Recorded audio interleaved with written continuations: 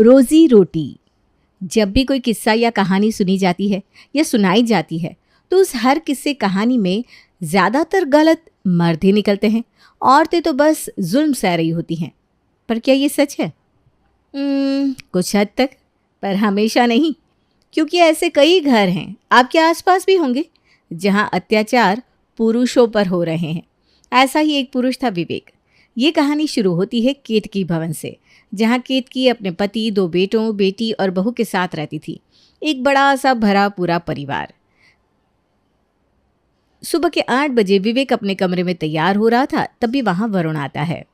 भैया ज़रा 200 रुपये दो ना। अरे कल ही तो तूने मुझसे 500 रुपये लिए थे टीचर्स डे का बोलकर, अब किस बात के 200 रुपये?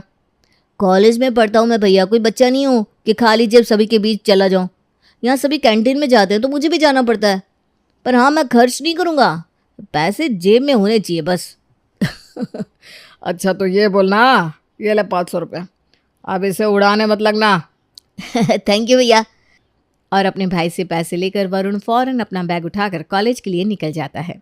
तैयार होकर विवेक जैसे ही अपने कमरे से बाहर निकलता है, उसकी माँ उसे टोकते हुए कहती है, नहीं लेकर आया ना तू मेरी दवाइयाँ? अरे हाँ मम्मी, मैं तो भूल ही गया, आपने प्रिस्क्रिप्शन दी थी, पता नहीं मैंने कहाँ रख दी। मेरी जेब में रहती ना तो मुझे अच्छे से याद रहता।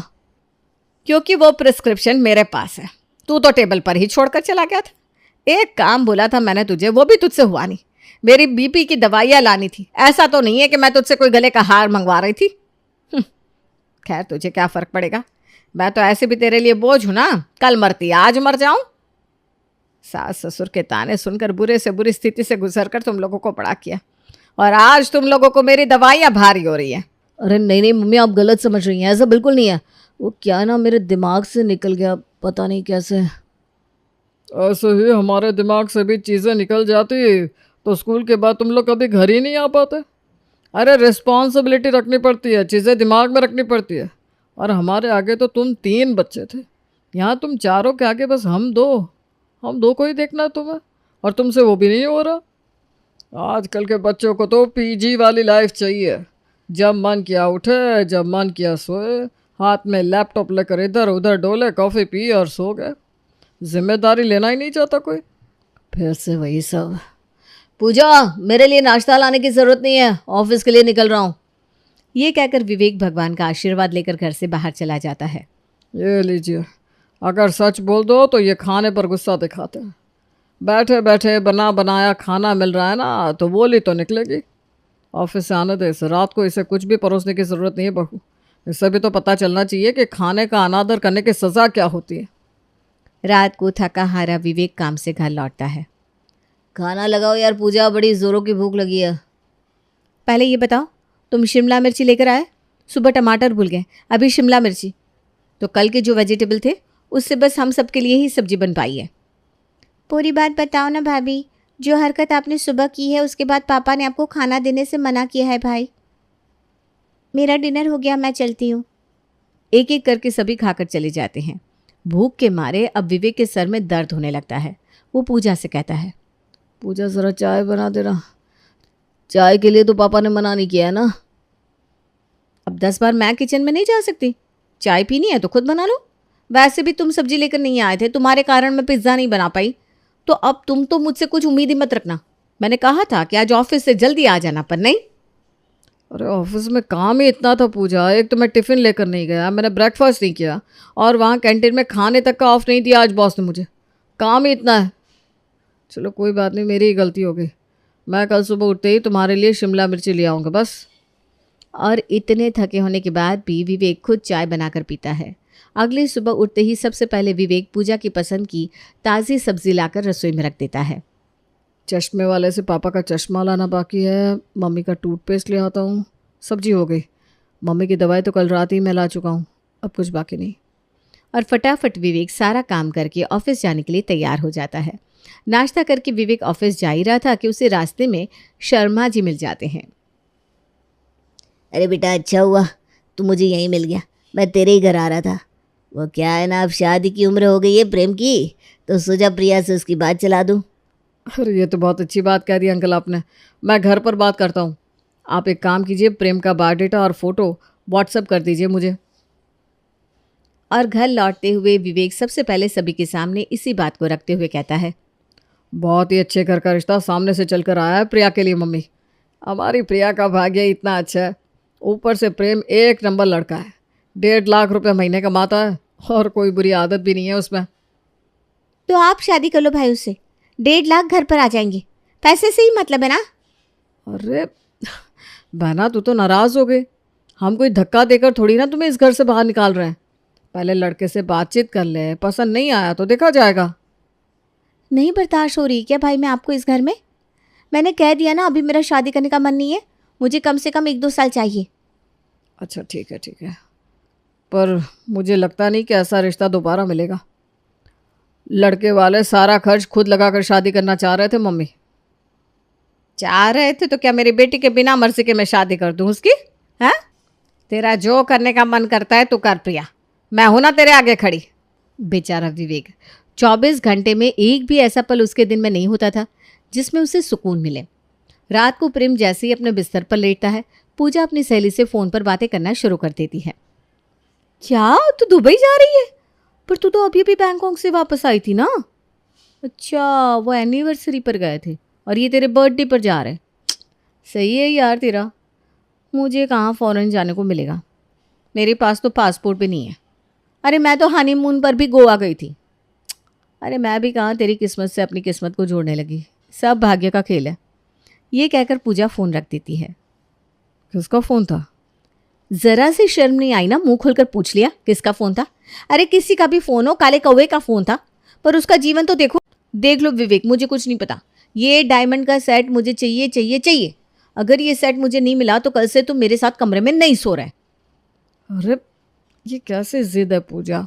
अभी तो मैंने तुम्हें 2 लाख की ज्वेलरी बना कर दी थी ना, उसकी EMI भी अभी तक नहीं चुका पाया हूँ, और ऊपर से ये 2.5 लाख का सेट। हाँ तो सिर्फ 2.5 लाख का ही तो है, 2.5 करोड़ का नहीं है।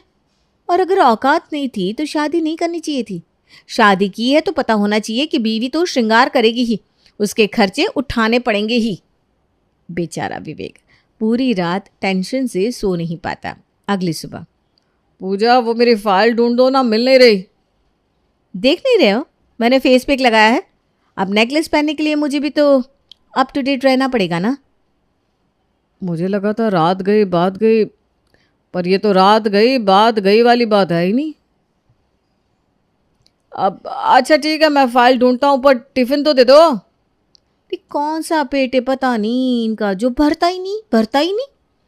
और गुस्से में पूजा किचन में जाती है और फ्रिज से ठंडी सब्जी और बासी 2 पराठे निकालकर टिफ़िन में पैक करके विवेक को पकड़ा देती है और फिर से शीशे के सामने बैठ जाती है। और हमेशा की तरह विवेक को बासी खाना लेकर ही ऑफिस के लिए निकलना पड़ता है। ऑफिस में विवेक अपने कलीग मिहिर से बात करते हुए कहता है, ब्रो तू ज़रा मेरी हेल्प कर सकता है क्या? मुझे ना 2 लाख के अराउंड अमाउंट की ज़रूरत थी। भाई पहले ही तूने मुझसे जो पैसे लिए थे अब तक नहीं चुकाया है, और अब फिर से 2 लाख की डिमांड कर रहा है। सॉरी ब्रो, और मुझसे क्या ऑफिस में ऐसा कोई नहीं बचा जिससे तूने पैसे उधार ना लिया हो। अब ऐसे क्रेडिट वाले की हेल्प करने का रिस्क ले भी कौन? वैसे ये पैसे भी तो अपने घर के किसी मेंबर की ख्वाहिश पूरी करने के लिए ले रहा होगा ना। अरे bro, when will you understand? कोई 8-10 लाख की सैलरी नहीं है तेरी। घर वालों को बोल मेरी इतनी औकात है, इससे ज़्यादा मैं तुम लोगों पर खर्च नहीं कर सकता। मिहिर और विवेक आपस में बात कर ही रहे होते हैं, तभी वहाँ ऑफिस के बॉस आते हैं और इस बात को सुन लेते हैं। Vivek, come in my cabin right now. Vivek अपने बॉस के कैबिन में जाता है। तुम्हें समझ में भी आ रहा है तुम क्या कर रहे हो? पुराने एम्प्लॉय हो तुम, मेरे छोटे भाई की तरह मानता हूँ मैं तुम्हें, इसीलिए सलाह देता हूँ ज़रा खुद के बारे में भी सोचो।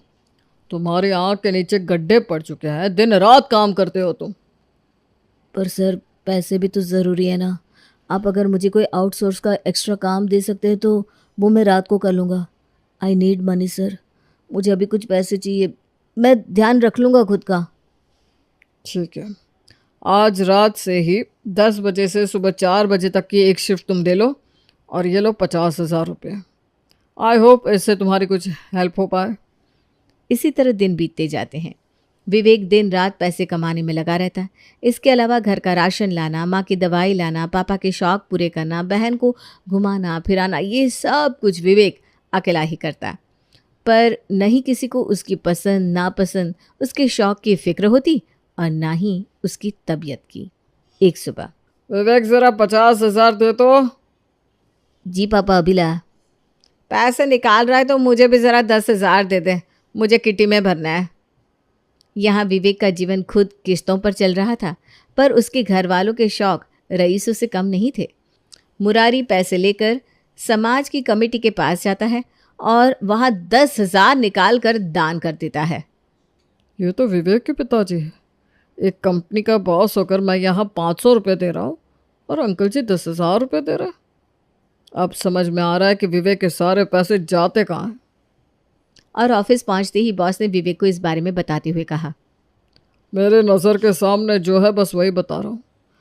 दाना करते भी 8 से 10 की लोन की EMI भरते हो तुम, उसके बाद भी तुम्हारे पापा यहाँ हर जगह 10,000 रुपये दान कर रहे हैं।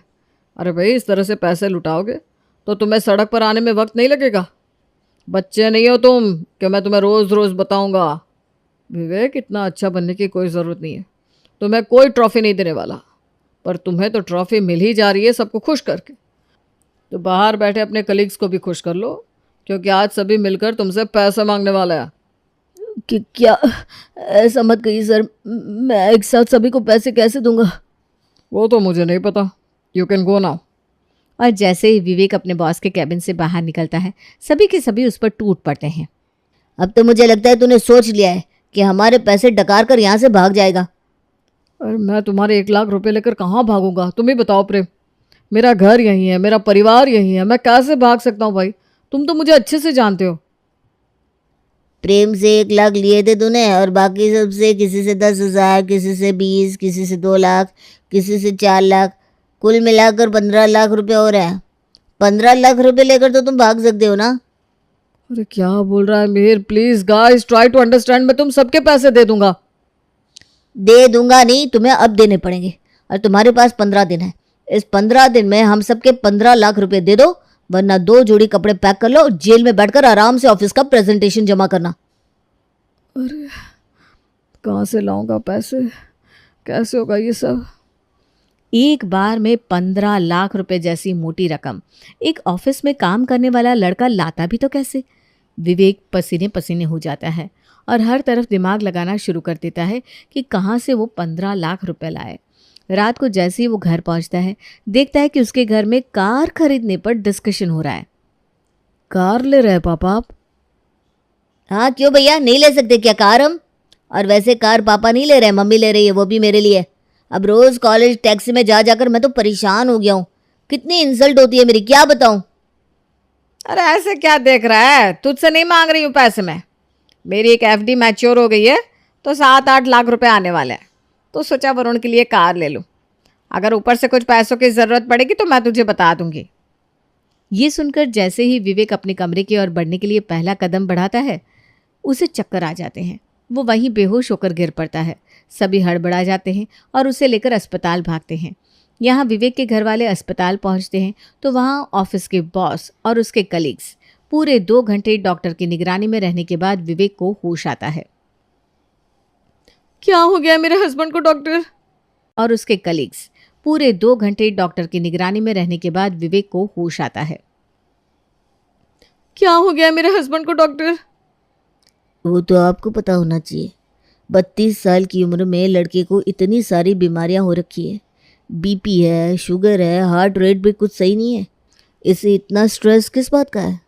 अभी तो चीज़ें संभल जाएगी, पर अगर यही स्ट्रेस लेवल विवेक का आगे भी रहा तो फिर हम कुछ नहीं कर पाएंगे। आप लोग चुप क्यों हो? और आप लोगों के माथे पर यह सिकन कैसे? आप लोगों को तो खुश होना चाहिए ना कि आप लोगों की सारी इच्छाएं पूरी हो रही हैं। आज आपके बेटे की यह हालत ना आपके कारण हुई है। छोटा भाई हो या बहन, बीवी हो या माँ बाप, सभी को बस अपने काम की पड़ी थी। किसी को अपना काम करवाना था तो किसी को पैसे निकलवाने थे। पर किस समय विवेक पर क्या गुजर रही है किसी ने नहीं पूछा। ऑफिस के चपरासी तक से विवेक ने उधार ले रखा है, फिर भी उसके खर्चे पूरे नहीं हो पा रहे थे। वो खुद तो फटे हुए जूते पहनकर ऑफिस आता है, पर आप सबकी ज़रूरतें पूरी करता है, और आप में से किसी ने भी उसकी नहीं सोची। हे भगवान, ये कितनी बड़ी गलती हो गई मुझसे। मैं अपने बेटे का दुख नहीं समझ पाई। इस गलती के लिए भगवान भी मुझे माफ़ नहीं करेगा।